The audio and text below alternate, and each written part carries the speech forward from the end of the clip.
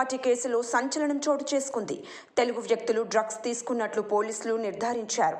నటి Hema, ఆశీరాయ్, Vasu drugs positive వచ్చినట్లు పోలీసులు తెలిపారు. హేమ స్నేహితుడు చిరంజీవి కూడా డ్రగ్స్ తీసుకున్నట్లు పోలీసులు తేల్చారు. దీంతో నటి హేమతో పాటు పలువురికి పోలీసులు నోటీసులు జారీ చేశారు. మొత్తం 150 మంది రక్త నమూనాలను నార్కోటిక్ టీం సేకరించగా అందులో 59 మంది పురుషులు, 27 మంది మహిళల రక్త నమూనాల్లో డ్రగ్స్ ఉన్నట్లు అధికారులు గుర్తించారు.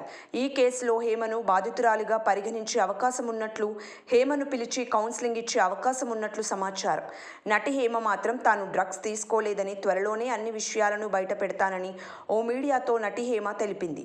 ఈ రేవ్ పార్టీలో కీలక సూత్రధారి విజయవాడ వాసి లంకపల్లి వాసుగా పోలీసులు గుర్తించారు. మరోవైపు రేవ్ పార్టీలో పలువురు నటీనటులు పాల్గొన్నారనే వార్తలు కలకలం రేపుతున్నాయి. డ్రగ్స్ కేసులో పాజిటివ్ రావడంపై నటి హేమ తాజాగా స్పందించారు. ఏం చేస్తారో చేసుకోండి అన్నారు. సరైన సమయం వచ్చినప్పుడే ఈ విషయంపై మాట్లాడుతా అన్నారు.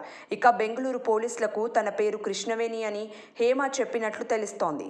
పోలీస్ రికార్డుల్లో హేమ పేరును కృష్ణవేణిగా పోలీసులు నమోదు చేశారు. ఈ కేసులో నటి హేమతో పాటు పలువురికి పోలీసులు నోటీసులు జారీ చేశారు.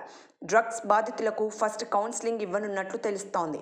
తెలుగు నటులు బెంగళూరు రేవ్ పార్టీలో డ్రగ్స్ వాడినట్లు తేలడంతో హైదరాబాద్ నార్కోటిక్ పోలీసులు సైతం వారిని విచారించే ఛాన్స్ ఉన్నట్లు తెలుస్తోంది. డ్రగ్స్ కేసులో హేమ పట్టుబడడంపై మొదట్లో గందరగోళం ఏర్పడింది. తరువాత హేమను అదుపులోకి తీసుకున్నట్లు బెంగళూరు పోలీసులు నిర్ధారించారు.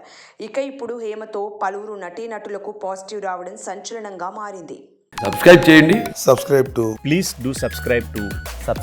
Please like, share and subscribe to top Telugu TV. Top Telugu TV. Top Telugu TV.